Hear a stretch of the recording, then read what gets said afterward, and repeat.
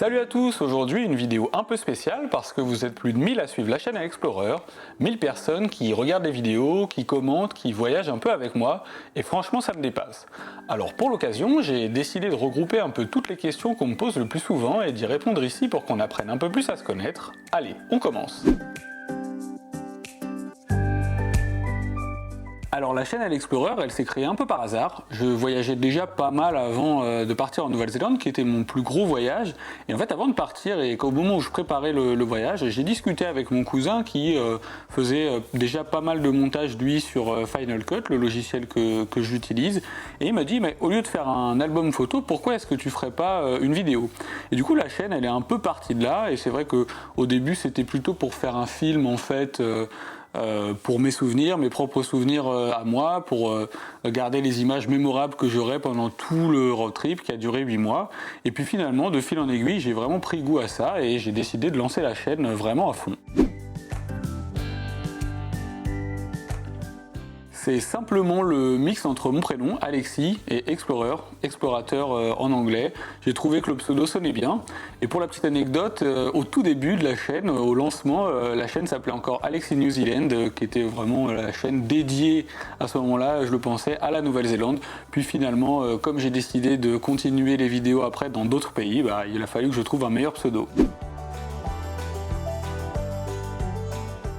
Au fur et à mesure où la série Nouvelle-Zélande sortait, je prenais vraiment de plus en plus de plaisir à monter les vidéos, à monter les superbes images drone et à raconter aussi les différentes anecdotes sur place.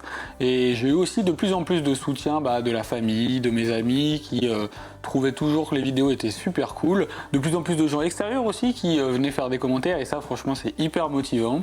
Alors je dirais que c'est à peu près au moment de la sortie Norvège, le premier vlog autre que la Nouvelle-Zélande, que là je me suis dit allez c'est parti, let's go, on y va, je pense qu'il y a un truc à faire et franchement force est de constater qu'aujourd'hui ça commence à bien marcher.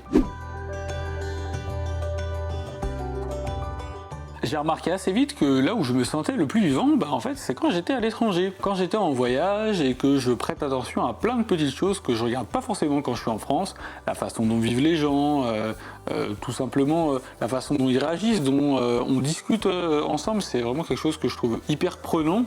Et je l'ai vécu particulièrement avec Jamie en Nouvelle-Zélande quand il m'a invité chez lui à son anniversaire, que j'ai rencontré sa famille, qui m'a expliqué les traditions maoris, d'où est-ce que ça venait, etc. C'était super intéressant, super passionnant. Moi j'adore découvrir tout ce genre de choses.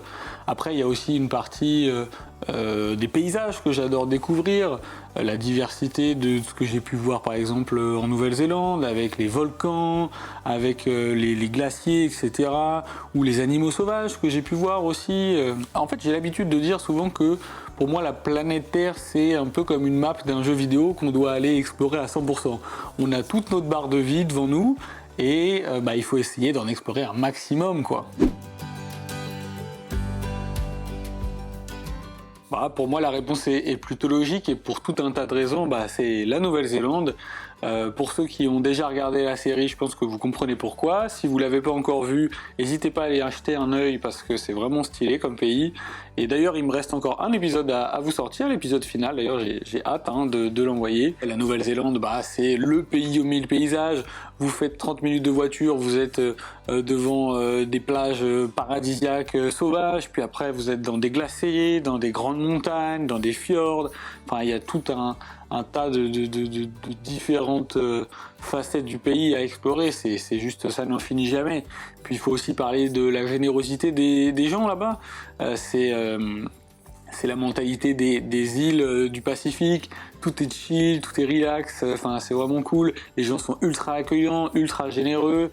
Je parlais de Jamie tout à l'heure, faut quand même pas oublier que ce gars-là, je l'ai rencontré au chantier. On a bossé peut-être au début 2 semaines ensemble, puis il savait que j'étais dans ma voiture, il m'a accueilli chez lui gratuitement, puis après il m'a invité à son anniversaire, etc. C'est pas forcément quelque chose qu'on a l'habitude de retrouver en France, et peut-être même nulle part ailleurs en soi, hein. Franchement c'est quelque chose d'incroyable que j'ai vécu là-bas. Puis aussi, ce que j'ai vécu en Nouvelle-Zélande, bah, c'est le sentiment de liberté vraiment le plus total qu'on puisse avoir. Quand je dis liberté, en fait, je veux dire pas de contrainte de temps. J'avais largement assez de temps devant moi pour explorer tout le pays. Il n'y a pas aussi de contraintes d'habitation parce qu'avec le van, bah, j'ai à la fois toute ma nourriture, j'ai un endroit où dormir au chaud, qu'il pleuve, qu'il vente, ça change rien. De toute façon, je sais que je dormirai bien. Donc en fait, ça fait que si on aime un endroit, si on rencontre des gens sympas, bah on a le temps, on s'arrête et on peut y passer autant de temps qu'on veut, on profite de l'endroit. Et puis si on arrive dans un endroit finalement qui est peut-être un peu décevant, qui nous plaît moins que ce qu'on attendait, et bah c'est pas grave, on démarre le moteur et on va à l'endroit suivant. Et ça, c'est le vrai sentiment de liberté pour moi. Et d'ailleurs, je l'ai jamais retrouvé ailleurs jusqu'à présent.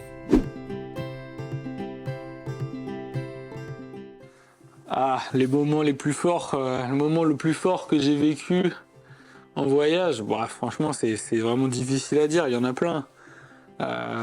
Si je peux en garder que quelques-uns, en termes de rencontres humaines, forcément, voilà, ça va être Jamie pour sa générosité, évidemment, parce que c'est quand même, ça a été un game changer du voyage, très clairement.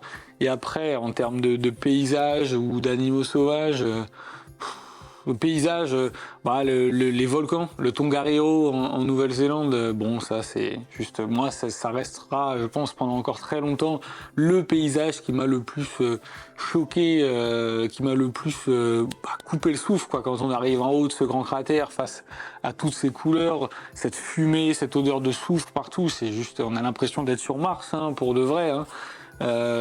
Mais il y a aussi le lac gelé en Norvège sur lequel on a marché avec mes potes, sur lequel on a fait un feu et qu'on s'est posé comme ça, qu'on a pris l'apéro sur le lac gelé. C'est juste quelque chose d'extraordinaire.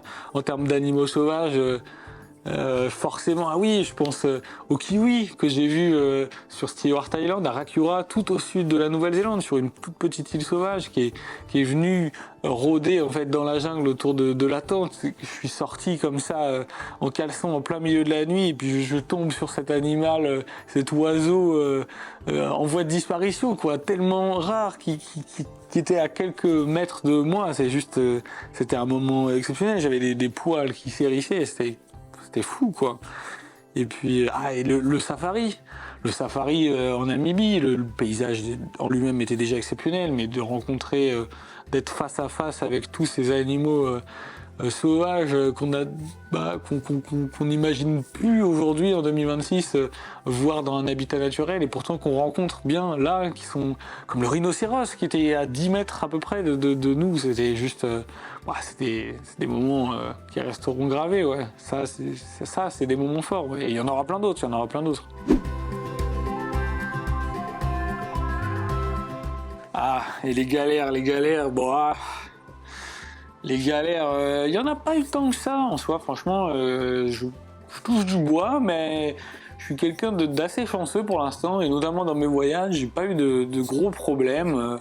Je pense que le plus difficile en soi, ça a été encore une fois en Nouvelle-Zélande, c'est paradoxal, mais j'ai été assez éloigné de ma famille, de ma copine pendant quand même pas mal de mois, donc en plus le décalage horaire est assez costaud, hein, il y a 12 heures, donc c'est quand même pas super facile de réussir à trouver des bons moments pour s'appeler, pour raconter tout ce qu'on vit, mais bon, on a réussi à passer le cap, et puis ça a bien fonctionné après.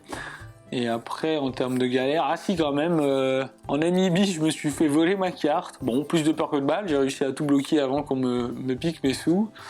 Et aussi en Namibie d'ailleurs, faites attention à la nourriture, parce que c'est vrai qu'on ne le voit pas dans les vidéos, mais le voyage dans Namibie a duré 10 jours, et sur les 10 jours, pendant à peu près 8 jours je crois, j'ai eu quelques petits problèmes, donc faites attention à la nourriture, c'est important, et à l'eau aussi. Je crois que j'ai besoin d'être toujours stimulé, de découvrir de nouvelles choses, et j'ai vraiment découvert ça en faisant un nouveau voyage, puis en faisant encore un autre, et je me dis il faut que j'aille voir ça maintenant que j'ai découvert ça, il faut que j'aille découvrir ce truc, ok, j'ai entendu parler de ça. Du coup, ce que j'apprends, c'est vraiment que j'ai besoin de tout voir, quoi. Et je sais pas si ça va s'arrêter un jour, mais pour l'instant, en tout cas, la passion est toujours là, hein. Ah, et pour parler plus concrètement, quelque chose que j'ai appris qui est super important, les langues. Franchement, moi j'ai pas été un très bon élève quand j'étais au collège et au lycée, j'écoutais pas beaucoup pendant mes cours d'anglais ou d'espagnol, et franchement, heureusement que j'ai été en Nouvelle-Zélande et que j'ai pu apprendre sur place. Faut dire que c'est aussi beaucoup plus facile d'apprendre en travaillant directement, en parlant avec les locaux, en étant vraiment imprégné et en étant seul aussi, parce que j'étais tout seul pendant une grosse partie du voyage, j'étais tout seul en Nouvelle-Zélande et c'est là où j'ai vraiment pu bien apprendre l'anglais. Donc franchement, si vous êtes pas terrible en anglais, n'ayez pas peur pour les voyages, parce que moi j'étais pas terrible et pourtant je me suis lancé et j'ai appris sur place. Mais si vous pouvez déjà apprendre avant, c'est carrément un bon point. Voilà, vous en savez un peu plus sur moi.